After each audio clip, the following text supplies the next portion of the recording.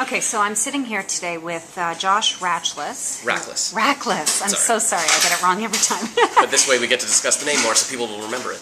Right. So Josh is the Green Party candidate for Eglinton-Lawrence for the upcoming election. Yep. And it strikes me that there's a really great opportunity for people that a lot of people, I think, just don't know what it's like to get into politics. They don't know really what the opportunity is to benefit you.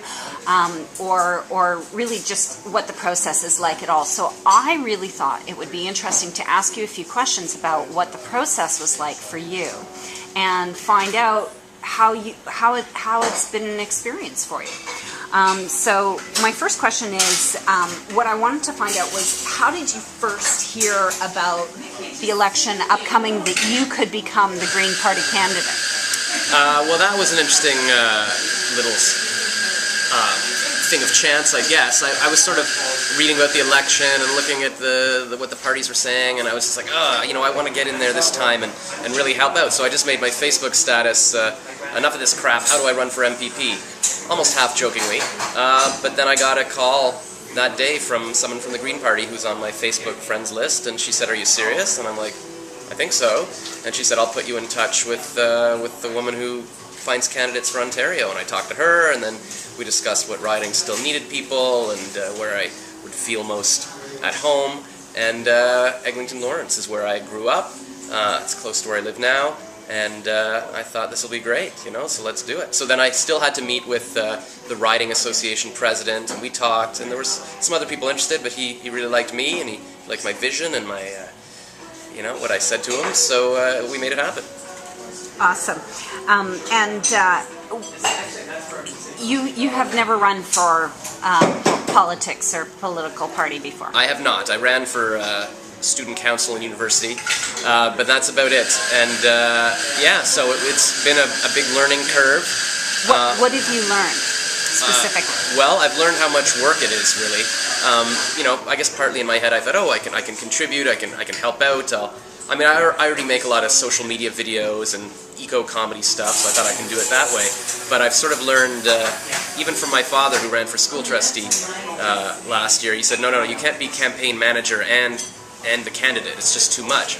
And I also have a day job and everything, so there's a lot of stuff I probably would have wanted to do, and maybe I should have taken the month off work. And I've also learned how I could have used volunteers better. At the time I thought, no, I can do this all myself, I'll go to the debates, but even little things like, well, can you have somebody to go to the debate ahead of you and set up your flyers and maybe help you film it so that you're not doing everything. Maybe I should have had a volunteer coordinator to get the volunteers and call them and see what they could best help with. All of this stuff takes a lot of time, and I think a candidate's best use of time is to work on learning the policy, learning your vision, writing your speeches, and meeting with people, going door to door. All of this stuff is a full-time job on its own. So definitely I've learned how much work is involved and how I would have enlisted the help of others in a future campaign for sure. And are you finding that you get a lot of exposure from this campaign, from the activities that you're participating in? Yeah, partly it's how much exposure you want to try to get and what you're going to do. So I'm going to release a music video tonight, and hopefully that'll maybe get in the press. But even just by running, you do get inquiries from the media. So I've had somebody call from the Grid newspaper to interview me, a bunch of community newspapers, that kind of thing, blogs about the environment who wanted to talk to me about my policy. And then even there's been some interesting TV opportunities. There's the Rogers debate, so the All Candidates debate that I got to be on.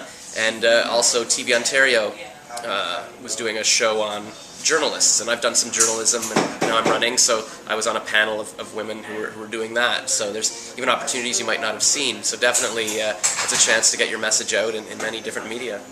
And when the campaign's done and you're going back to your day job, do you think that they appreciate the effort that you put in? Do you think that it will be helpful to your career to have had this experience and to have it on your resume that you ran for?